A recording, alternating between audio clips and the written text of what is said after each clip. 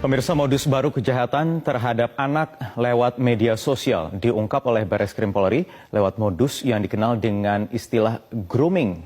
Pelaku berupaya mendapatkan foto maupun video anak saat melakukan kegiatan yang diperintahkan pelaku. Ani Rahmi akan menjelaskan kepada Anda mengenai apa itu grooming dan bagaimana cara orang tua mencegah modus kejahatan ini terjadi terhadap anak-anak mereka dalam segmen Fact Check berikut ini. Ani, silakan.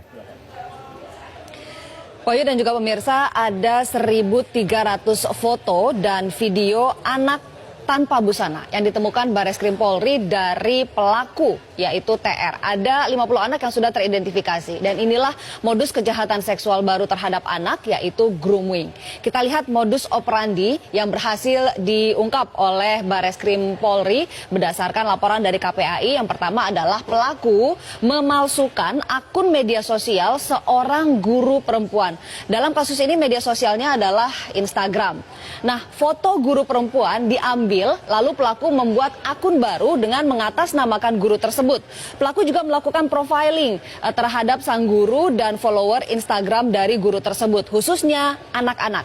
Lalu akun Instagram anak di-follow satu persatu oleh akun palsu. Nah, lewat akun palsu berkedok guru perempuan ini pula, pelaku kemudian melakukan kontak dengan sejumlah anak.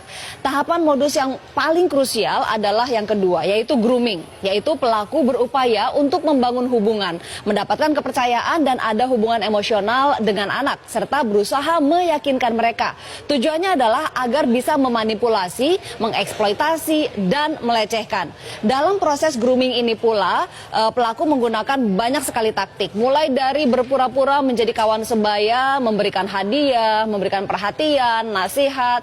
Pelaku juga mengeluarkan ancaman jika korban tidak menuruti keinginan pelaku. Nah, kemudian pelaku meminta korban untuk berfoto atau merekam video dalam melakukan tindakan-tindakan yang cabul. Foto dan video itu awalnya dikirim melalui pesan privat di medsos atau direct message. Tapi kemudian pelaku berkembang meminta nomor WhatsApp korban. Kemudian begitu mendapatkan nomor WhatsApp korban, maka hubungannya lebih pribadi lagi, di mana foto dan juga video yang direkam ini dikirimkan via WhatsApp, tidak lagi lewat media sosial. Nah, kita lihat siapa saja yang bisa menjadi groomer atau pelaku. Siapa saja bisa menjadi groomer. Bisa orang asing dengan menggunakan akun palsu seperti yang ditemukan oleh Bareskrim Polri, bisa juga bagian dari keluarga. Sementara peran yang bisa dilakukan adalah bisa sebagai mentor, kekasih, sebagai figur idola. Nah, yang menarik adalah yang diungkap oleh Bareskrim Polri ini, pelaku adalah orang asing dengan menggunakan akun palsu. Siapa dia? Dia adalah seorang narapidana laki-laki di Surabaya, berusia 25 tahun, dan pelaku sendiri divonis 7 tahun 6 bulan penjara karena mencabuli tetangganya yang merupakan anak di bawah umur. Pelaku baru menjalani 2 tahun masa pidananya. Inilah kok bisa narapidana tapi punya akses terhadap handphone dan media sosial.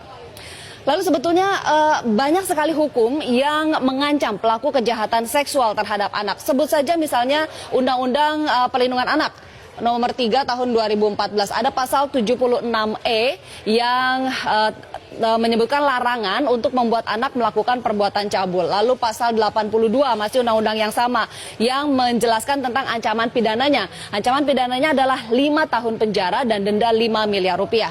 Ada juga undang-undang pornografi nomor 44 tahun 2008, di mana di sini di pasal 29 ada aturan mengenai larangan memproduksi, memperbanyak, menyebarluaskan konten cabul dan ancaman hukumannya hingga 12 tahun penjara serta denda 6 miliar rupiah. Masih ada lagi, ada Undang-Undang ITE nomor 19 tahun 2016.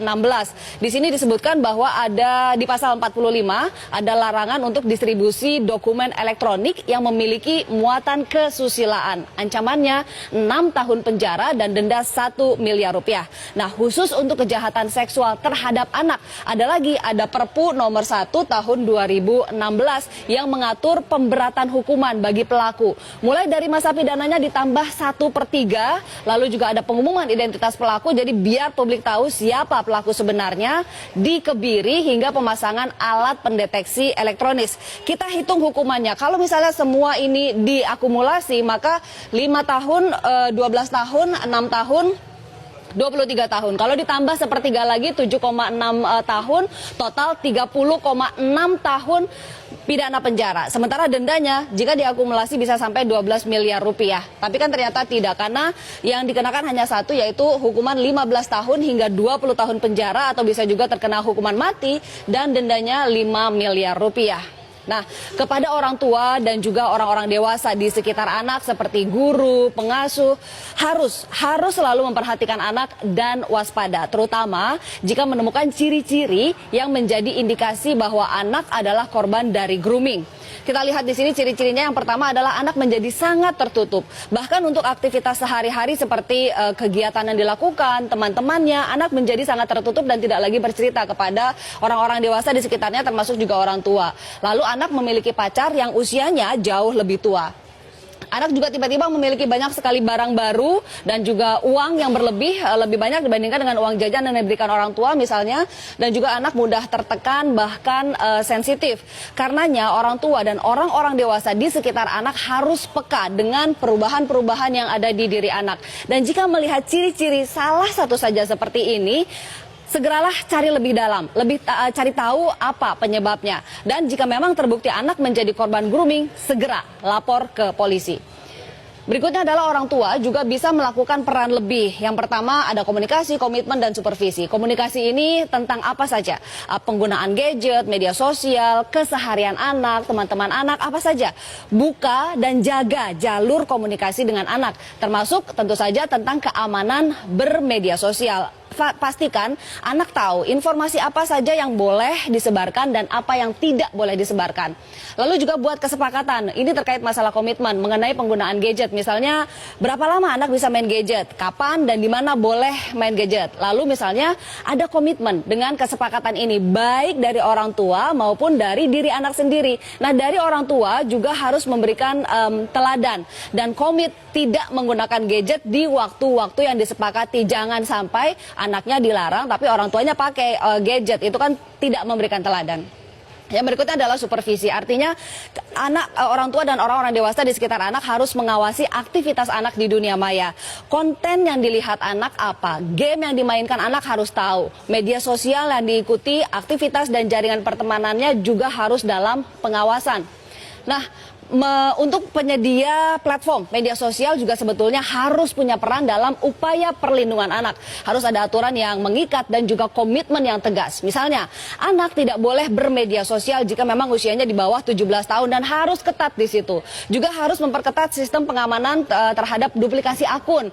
Tidak bisa mengambil foto sembarangan misalnya, dan juga pengamanan terhadap konten-konten yang ada di media sosial. Dan terakhir, lagi-lagi sistem pemasyarakatan.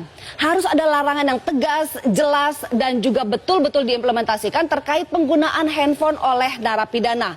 Harus ada yang dijewer di Surabaya atas kecolongan seperti ini. Wahyu, kembali ke Anda. Baik, terima kasih Ani Rahmi dalam segmen Fact Check tadi.